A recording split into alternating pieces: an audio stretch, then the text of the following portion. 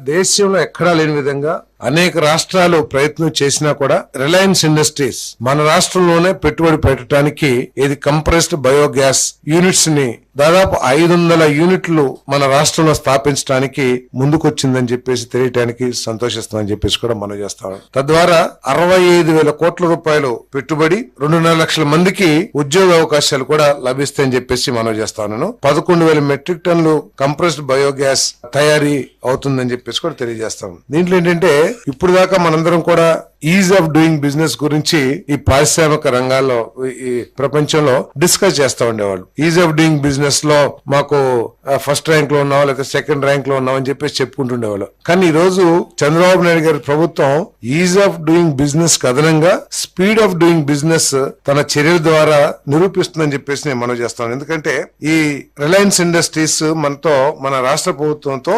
12/11/2024 MOU sign చేసింది. అంటే ఎన్ని రోజులు? కేవలం నెల 15 రోజుల లోపలే వారికి కావాల్సిన భూములు కేటాయించమని చెప్పేసి కేటాయించగానే అడ్వాన్స్ పొజిషన్ కూడా మాకు ఇచ్చేయండి అని చెప్పేసి ప్రతిపాదన చేయడం జరిగిందని చెప్పేసి మనం చేస్తాను. అది కూడా ఏమిటి?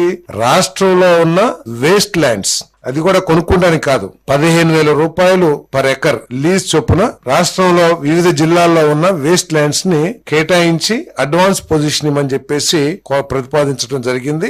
అంతేకాకుండా ఈ వేస్ట్ ల్యాండ్స్ సరిపోకపోతే రైతుల దగ్గర నుంచి వారే పర్ ఎకర్ 30,000 రూపాయలు లీజ్ చెల్లించి రైతులకి ఆ భూమిని వారు సేకరించుకుంటారు. అంటే 11,000 టన్నుల CBG తయారు అంటే కంప్రెస్డ్ బయోగ్యాస్ తయారు చేయడానికి కావాల్సిన భూముల్ని అంటే నేపియర్ గ్యాస్ ఇదంతా కూడా పెంచాలి, గ్రాస్. దానికోసం కావాల్సిన భూముల్ని మన దగ్గర ఉన్న రాష్ట్ర ప్రభుత్వ ఆధీనంలో ఉన్న వేస్ట్ ల్యాండ్స్ ని వాళ్ళకి 15,000 రూపాయలు, అదే విధంగా వారు సొంతంగా సమకూర్చుకునే రైతుల భూములకి 30,000 రూపాయలు వారు చెల్లిస్తారని చెప్పేసి కూడా ఈ సందర్భంగా తెలియజేస్తా ఉన్నాను.